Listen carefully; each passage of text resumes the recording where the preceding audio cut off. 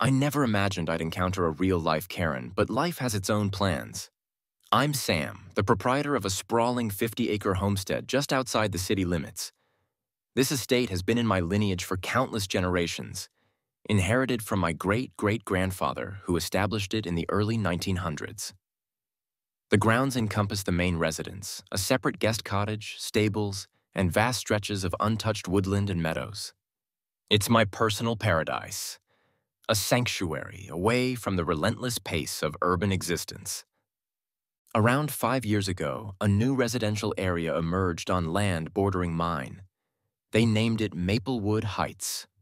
Identical large homes crowded together, each with immaculate lawns and a stringent homeowners association ensuring everything adhered to their strict standards. At first, I paid little heed to it. I believed in a live and let live approach, assuming that as long as they respected the property boundaries, we would coexist peacefully. How wrong I was. It all began on a chilly autumn dawn. I was taking my customary stroll around the estate, inspecting fences and savoring the vibrant fall hues, when a piercing voice rang out from behind me. Excuse me, sir." I turned to see a woman in her late 40s briskly walking towards me, her short brunette hair bouncing with each purposeful step. She was clad in leggings and a zip-up jacket, holding a tablet tightly against her chest as if it were a sacred text. "Can I assist you?" I inquired, attempting to mask my irritation. I don't welcome unexpected guests on my land. She finally reached me, slightly winded. "Yes, hello, I'm Linda Brown, president of the Maplewood Heights Homeowners Association." She extended her hand, which I shook reluctantly. "Sam Thompson," I responded simply. "Mr. Thompson, I'm glad I found you. We need to address some significant breaches of our community regulations." I blinked, perplexed. "I'm sorry, what?" Linda swiftly navigated her tablet, displaying some form of checklist.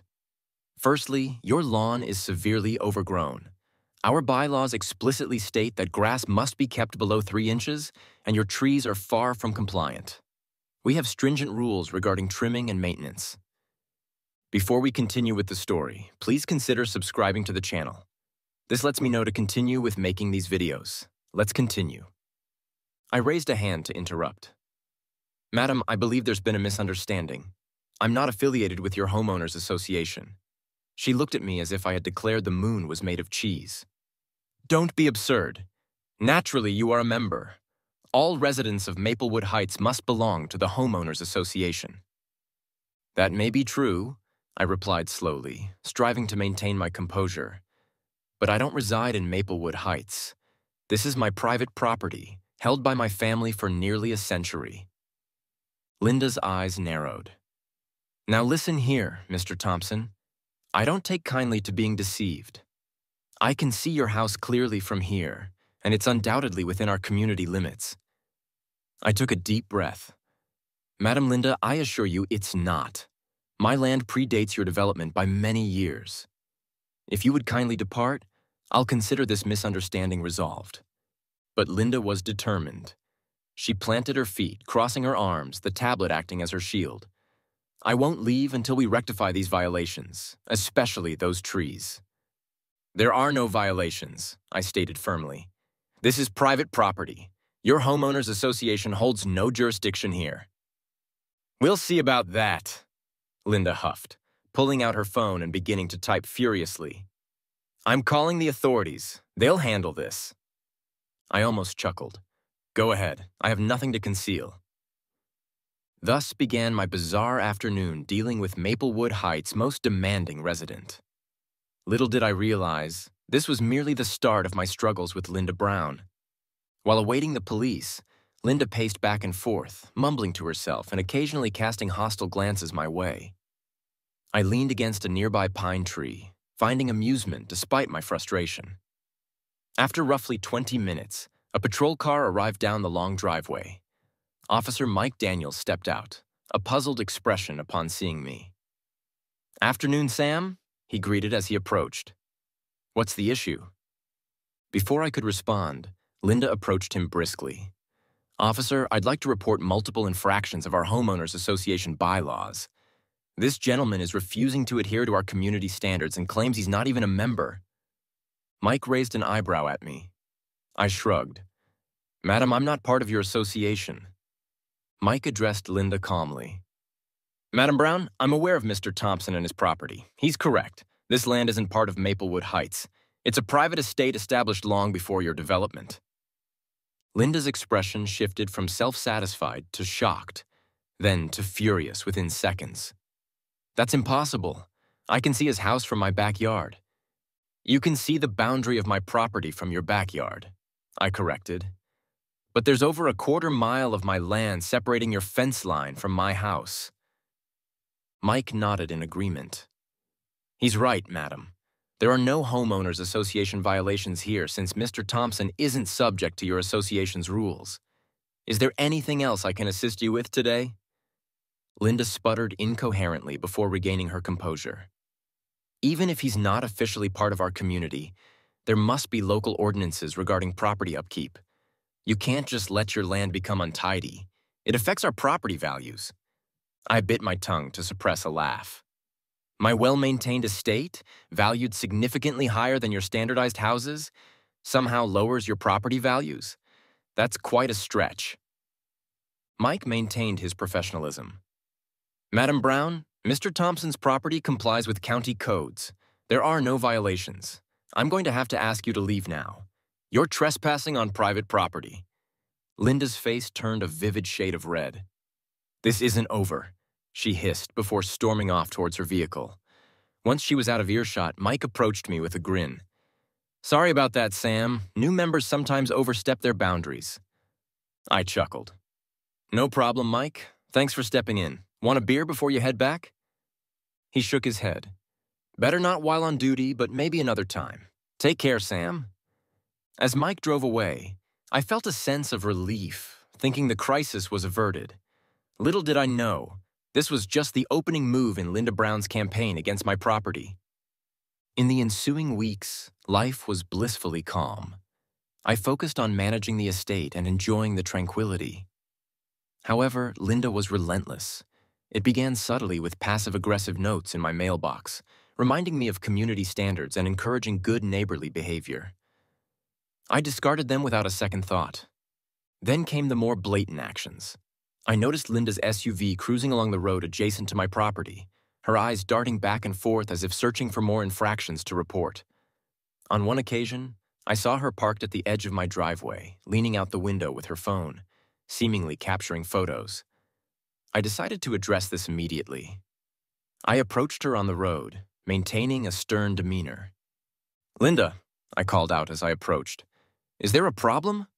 She startled, clearly unprepared for confrontation. Oh, Mr. Thompson, I was just admiring the view, I interjected, with your phone pointed directly at my property. Linda appeared slightly embarrassed, but quickly recovered. Well, if you must know, I was documenting ongoing issues with your land. The Homeowners Association Board is very concerned about... Linda, we've discussed this. I'm not part of your homeowners association. Your board has no authority here, I cut her off.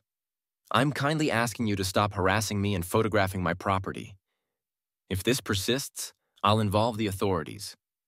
Her eyes narrowed. Are you threatening me, Mr. Thompson? I sighed. No, Linda, I'm setting a boundary. Please respect it. Without waiting for a response, I turned and walked back towards my home, hearing her engine rev as she sped away, undoubtedly furious. I hoped that would end it, but Linda was only just beginning. A few days later, while working in my workshop, I heard a commotion outside. Stepping out, I found a group of men in uniform surveying my front yard, taking measurements and making notes. Excuse me, I called as I approached. Can I help you, gentlemen? One man, seemingly in charge, looked up with a clipboard.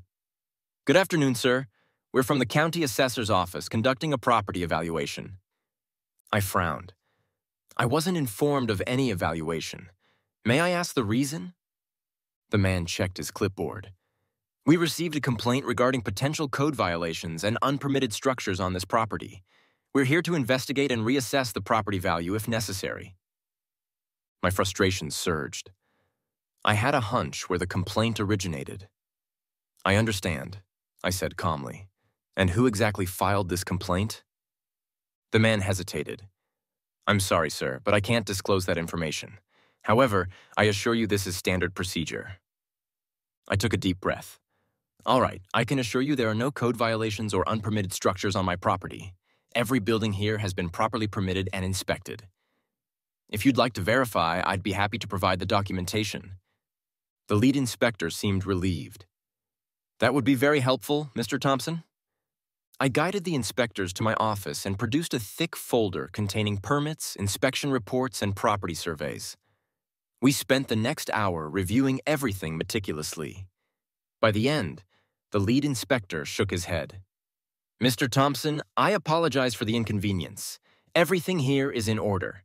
Your property is exceptionally well maintained." I managed a tight smile. "I appreciate that. While I understand you can't disclose who filed the complaint, can you confirm if it originated from someone in the Maplewood Heights development?" The inspector hesitated before nodding slightly. "I can't elaborate, but yes, there was a report from your neighboring development." I thanked the inspectors and saw them leave. As their vehicles disappeared down the driveway, I felt a mix of anger and frustration. Linda was escalating the situation, and I knew I had to put an end to it before things spiraled further. The following day, I decided to take action. I drove to the Maplewood Heights development, easily locating Linda's home thanks to the Homeowners Association President's sign prominently displayed in her front yard. Taking a deep breath to remain calm, I rang her doorbell. Linda answered, her eyes widening in surprise. "Mr. Thompson, what are you doing here?" "Hello, Linda," I responded evenly. "I believe it's time we had a serious discussion about boundaries and respecting private property." She stiffened. "I don't know what you're referring to. If this is about the county inspectors, I was merely fulfilling my duty as a concerned citizen by reporting potential violations." I raised my hand.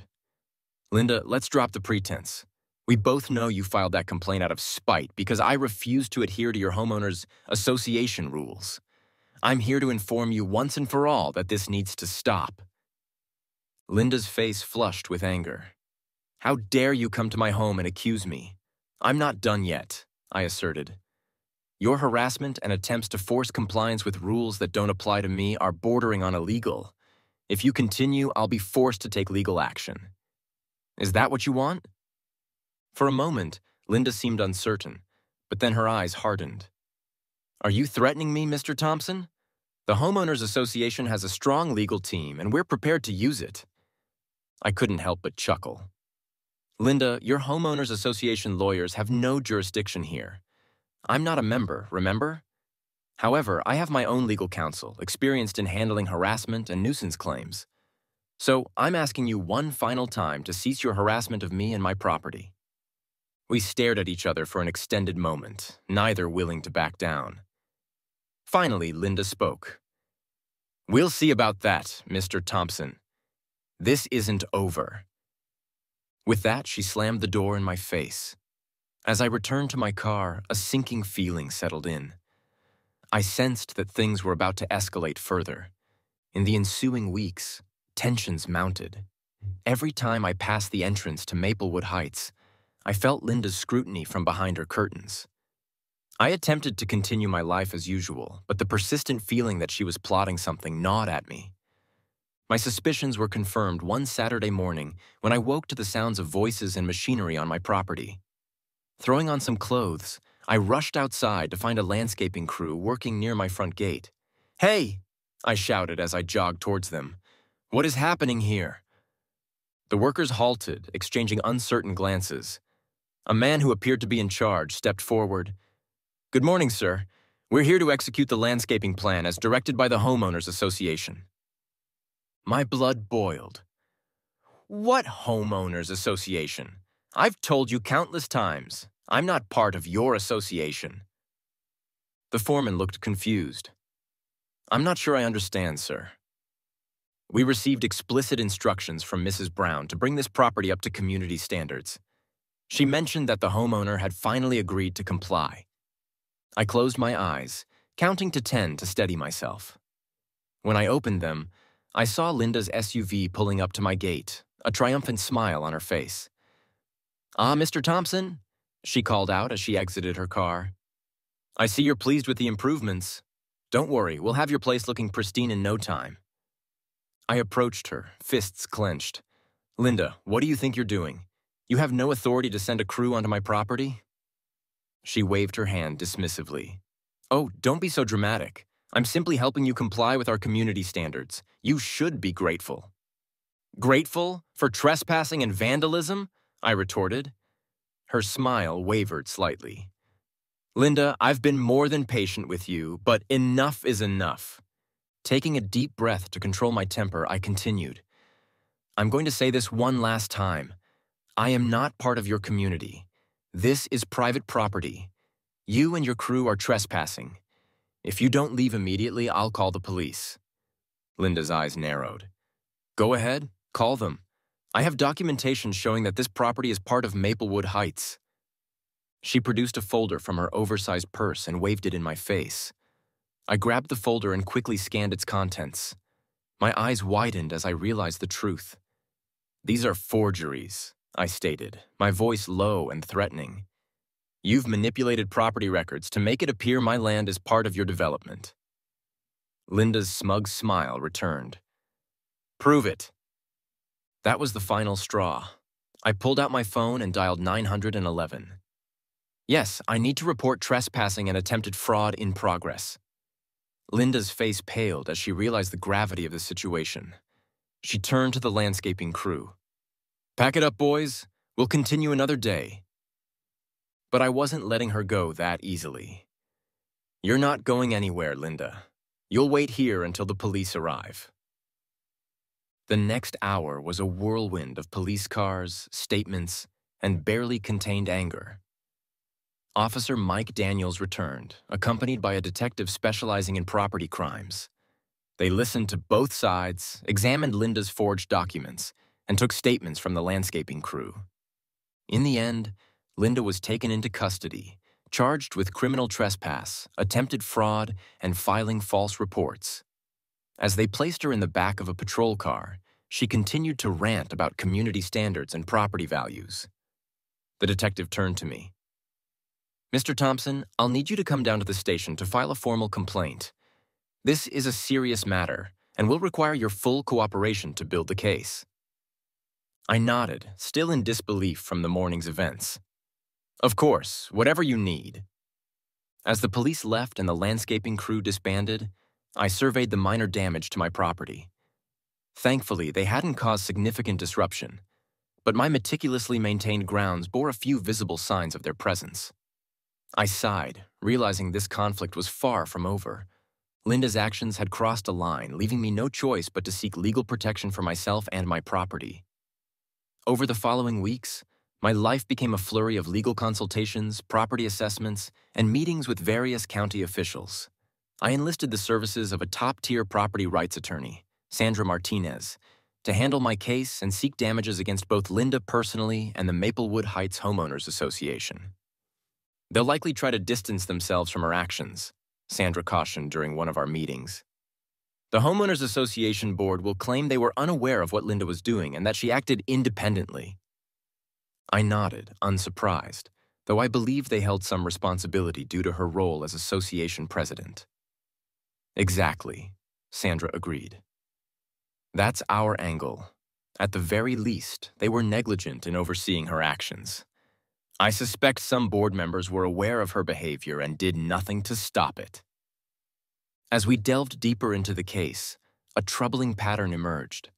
Linda's harassment of me wasn't an isolated incident.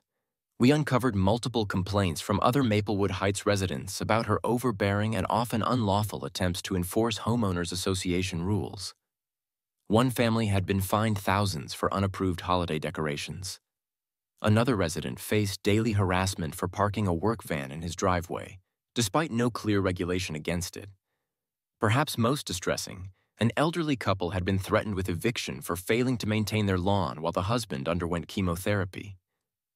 "This goes beyond just you," Sandra informed me gravely. Linda and possibly others on the Homeowners Association board have been abusing their power for years. We need to put an end to it. I agreed wholeheartedly.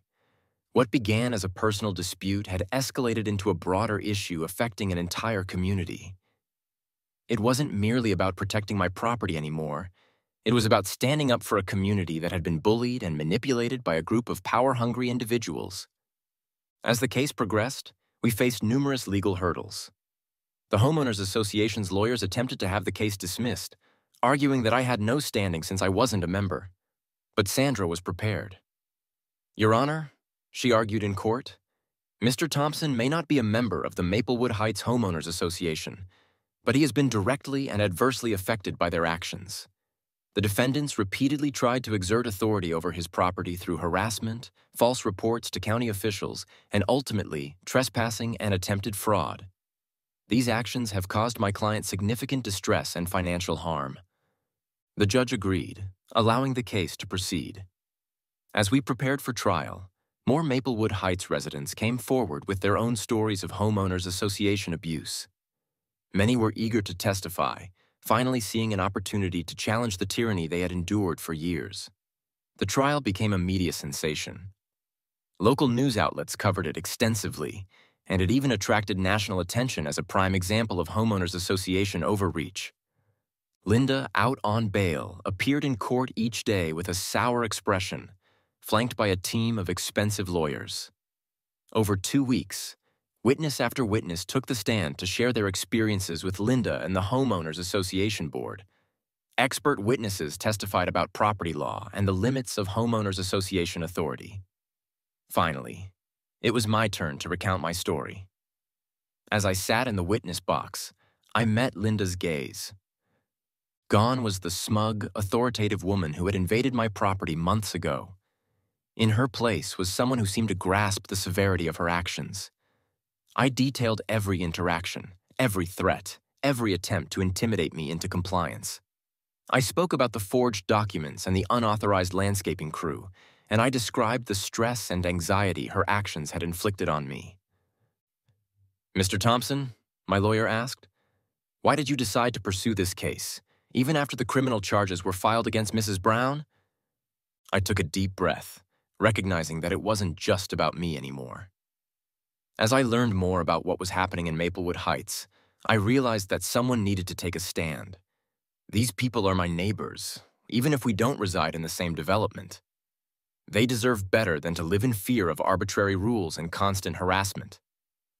During cross-examination, Linda's lawyer attempted to portray me as an uncooperative neighbor who refused to maintain community standards, but their arguments fell flat against the overwhelming evidence we presented. After days of deliberation, the jury delivered their verdict. They ruled in my favor on all counts, awarding me substantial damages for trespassing, attempted fraud, and emotional distress. More importantly, they found the Maplewood Heights Homeowners Association Board grossly negligent in their oversight of Linda's actions. The judge's ruling was scathing. In addition to the monetary damages, I am ordering a complete restructuring of the Maplewood Heights Homeowners Association.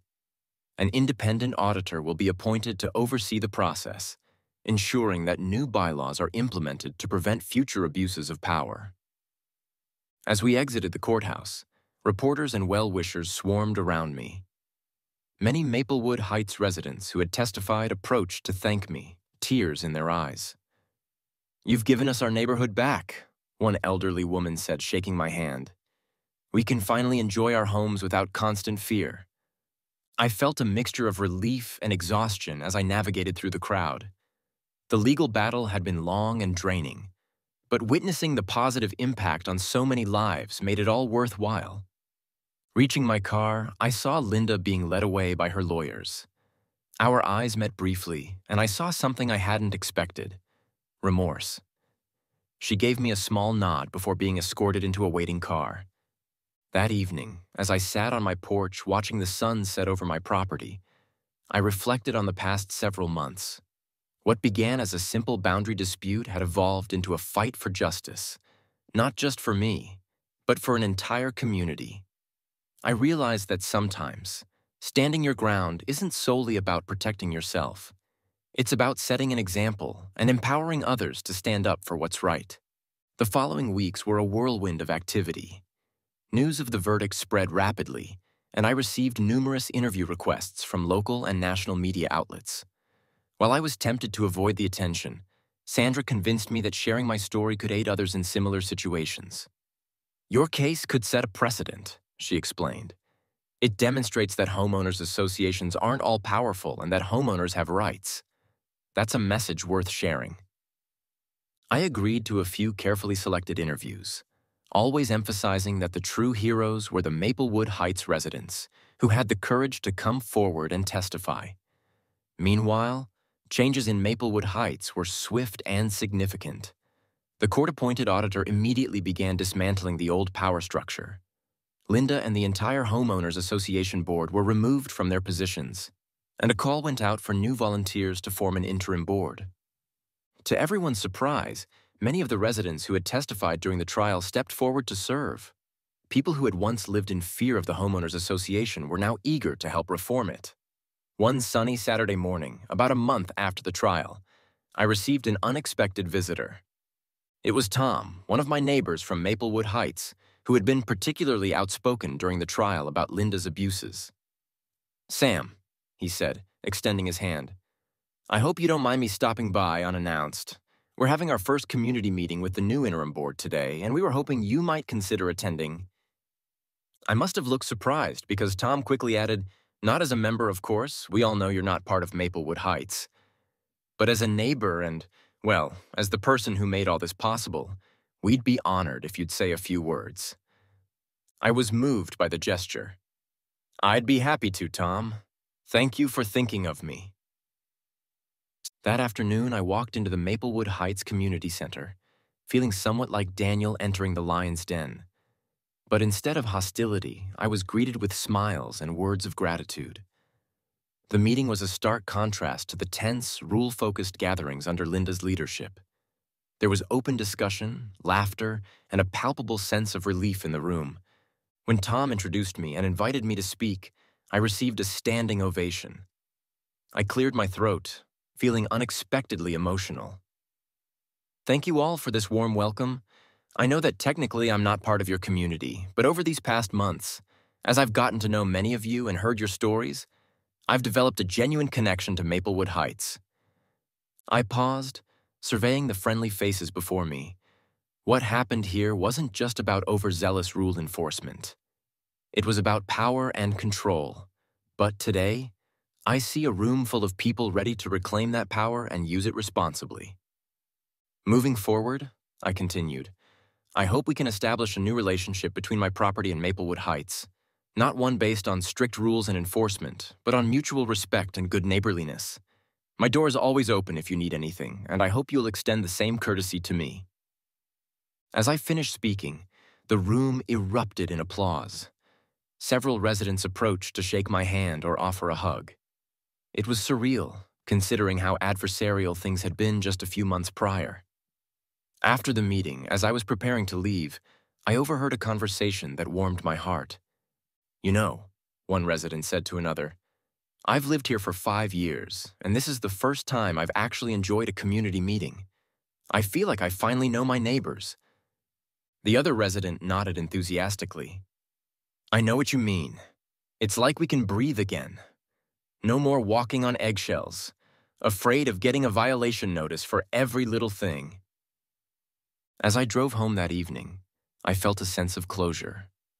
The legal battle was over, justice had been served, and a community was healing. More importantly, I felt I had gained something unexpected, a sense of connection to neighbors I had once viewed as adversaries. Over the next few months, the transformation in Maplewood Heights was remarkable. The new Homeowners Association board, led by Tom and other reform-minded residents, adopted a drastically different approach to community management. Gone were the nitpicky rules and a harsh enforcement. Instead, there was a focus on genuine community building. They organized block parties, started a community garden, and implemented programs to assist elderly or ill residents with yard work and home maintenance. Ironically, property values improved. As word spread about the reformed, resident-friendly homeowners association, Maplewood Heights became a highly sought-after neighborhood. Homes that went on the market were quickly sold, often above the asking price. As for me, my relationship with my neighbors evolved. No longer seen as the outsider who refused to comply, I was now regarded as something of a local hero. Residents would wave as they drove past my property, and I was frequently invited to community events. I even began hosting an annual Independence Day barbecue on my grounds, inviting all Maplewood Heights residents. It became a cherished tradition, with families spreading picnic blankets on my expansive lawn and children playing games in the meadow. About a year after the trial, I received another unexpected visitor. It was Linda. She stood awkwardly at my front gate, looking nothing like the confident, domineering woman I'd first met. Mr. Thompson, she said softly, I owe you an apology. I was momentarily stunned into silence, so she continued. What I did to you and everyone in Maplewood Heights was inexcusable. I let power go to my head and lost sight of what a community should truly be about. She took a deep breath. I know I can never undo the harm I caused, but I wanted you to know that I'm truly sorry. I studied her for a moment, seeing the genuine remorse in her eyes. Thank you, Linda, I finally responded. That means a lot. She nodded, turning to leave, but I called out to her. Linda, the Independence Day barbecue is next week. You're welcome to come if you'd like. She looked surprised, then offered a small, grateful smile. I'd like that, Mr. Thompson. Thank you. As I watched her walk away, I marveled at how much had changed. What had begun as a conflict over property lines and homeowners association rules had led to a complete transformation of a community and even to this moment of reconciliation. I realized that sometimes, standing your ground isn't just about winning a fight. It's about creating opportunities for positive change, building bridges instead of walls. Looking out over my property, now seamlessly integrated into the thriving Maplewood Heights, I felt a deep sense of satisfaction. The estate that had been in my family for generations was no longer just a private retreat. It had become a symbol of community resilience, a testament that when people stand up for what's right, real change is achievable. As the sun set over the rolling hills of my land, casting a golden glow on the neighboring houses of Maplewood Heights, I smiled to myself. The property line between us might still exist on paper, but in all the ways that truly mattered, we had become one community, stronger and more united than ever before.